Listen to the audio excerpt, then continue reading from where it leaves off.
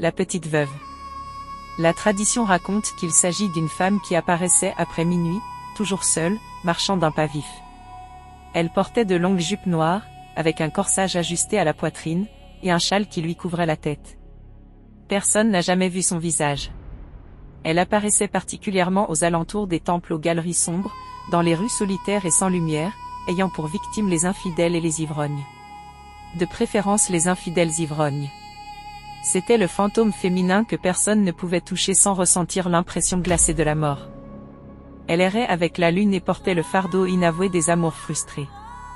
On dit qu'il y a de nombreuses années, notre petite veuve a décidé de partir vers les villages les plus lointains, à cause de la compagnie d'électricité qui l'avait laissée sans travail.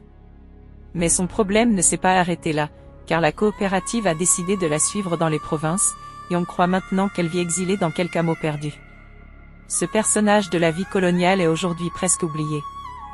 Selon la Fondation pour la préservation des anciennes traditions, la petite veuve est répertoriée comme un personnage endémique, en voie d'extinction, aux côtés du duande, du ishi, du guao, du silbaco et de la carton de la Otravida. On dit aussi que dans la dernière lettre écrite de sa propre main, on peut lire un avertissement pour son peuple, indiquant que lorsqu'il oublie son histoire et ses traditions, il est condamné à perdre son identité, et quand cela se produit, son destin est de disparaître.